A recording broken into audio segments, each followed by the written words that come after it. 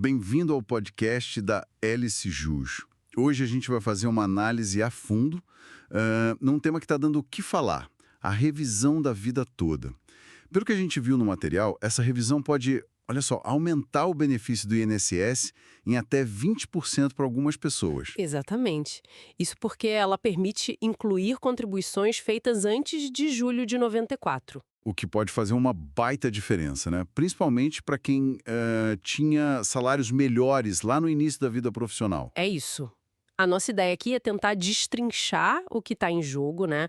Usando como base as fontes que detalham esse julgamento lá no STF, o tema 112. Perfeito. Então, a revisão da vida toda, para simplificar, é basicamente uma proposta para recalcular a aposentadoria. A ideia é usar todas as contribuições que a pessoa fez, todas mesmo, sabe? Sem aquele limite de tempo, aquele corte em julho de 94 que a lei colocou depois. Para tentar chegar num valor mais justo, imagino. Exato, um valor que reflita melhor todo o histórico de contribuição, né? Corrigindo assim uma possível injustiça com quem contribuiu mais antes daquela data específica. Ok. Então vamos desempacotar isso melhor. Pelo que o material indica, a situação atual é que o julgamento desse tema 1112 lá no Supremo Suspenso.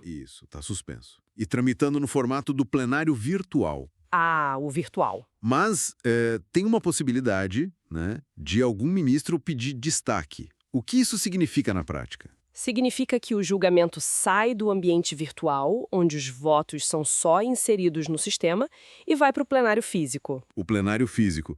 Aquele com os ministros presentes, debate oral. Justamente. Lá tem sustentação oral dos advogados, tem o debate direto entre os ministros, é um rito diferente. E qual a importância disso? Muda alguma coisa para o resultado? Bom, o resultado em tese deveria ser o mesmo, mas o processo é diferente. O plenário físico traz talvez uma maior transparência, um debate mais aprofundado dos argumentos, né? O virtual é mais célere, talvez, mas sem essa dinâmica do debate público, ao vivo. A escolha do formato acaba tendo um peso, sim, na percepção de como a decisão é construída, principalmente num tema de tanto impacto. Entendi. E falando em impacto e percepção, o material que a gente analisou também menciona umas discussões fora do tribunal, né? Que acabam tocando nessa questão da imagem do STF. Tem um exemplo citado da Folha de São Paulo sobre um jantar beneficente. O ministro Barroso estava presente na casa do presidente do iFood. Sim, essa notícia gerou certo burburinho. É. E o artigo levanta ali uma questão, né? Sobre essa proximidade entre juízes e, bom, empresários ou partes que podem ter interesse em julgamentos, tipo os de regulamentação de aplicativos. A gente só está relatando o que a fonte levantou, claro. Claro. E esse tipo de situação acaba tangenciando conceitos jurídicos importantes, coisas como impedimento e suspeição. Impedimento e suspeição.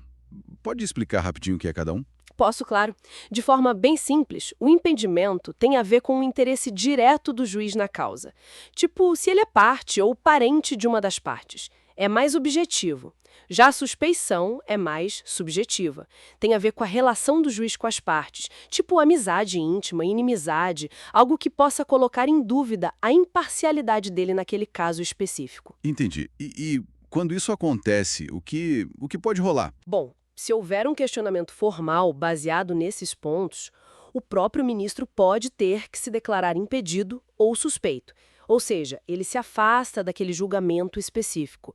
Mesmo que não chegue a esse ponto, né, essas situações podem gerar um desgaste na confiança do público nas decisões do tribunal.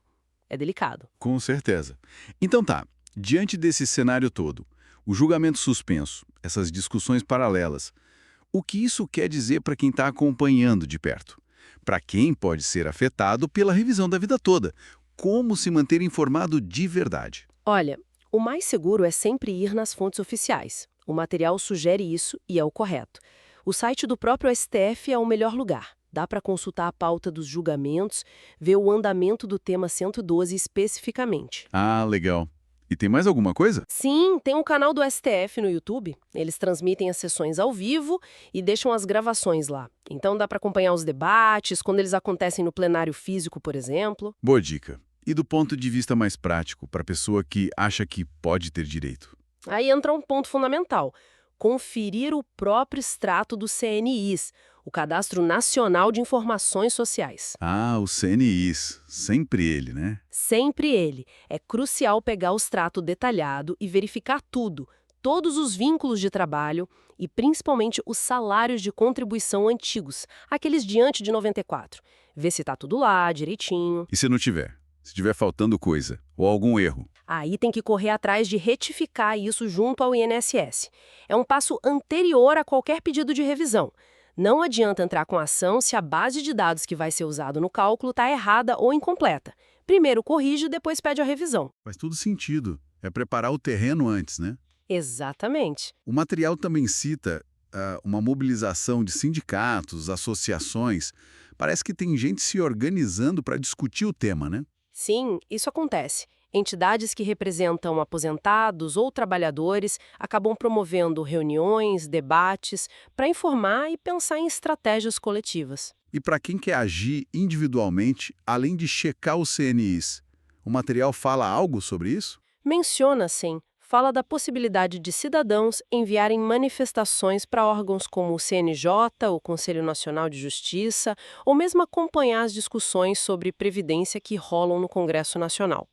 Mostra que existe um espaço para participação cidadã, né?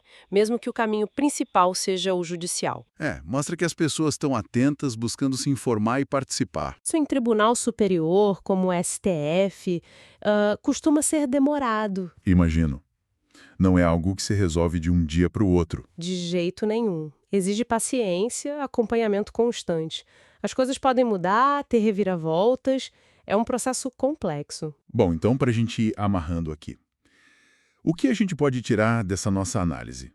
Primeiro, que a revisão da vida toda é essa busca por, digamos, mais justiça no cálculo da aposentadoria para um grupo específico. Isso, para aqueles que tiveram contribuições relevantes antes de julho de 1994. Segundo, que o julgamento disso no STF está num momento delicado.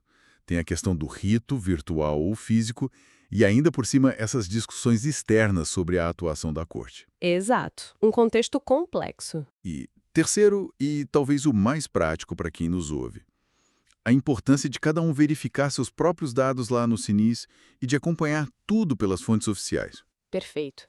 Checar os dados e se informar bem são os primeiros passos. E sabe, isso tudo me faz pensar numa questão maior. Diante de processos tão complexos, né, e com potenciais conflitos, ou pelo menos percepções de conflito, qual que é o verdadeiro papel da sociedade, da nossa vigilância como cidadãos? Em que sentido? No sentido de exigir transparência, de cobrar que essas decisões tão importantes, que afetam a vida de tanta gente e a economia do país, que elas estejam realmente alinhadas com o que diz a nossa Constituição, com os princípios fundamentais. Como a gente garante isso na prática? É uma ótima pergunta para a gente terminar. E para todo mundo refletir, né? Como a vigilância cidadã e a cobrança por transparência podem, de fato, fortalecer a justiça dessas decisões tão impactantes. Exatamente. Fica aí a reflexão.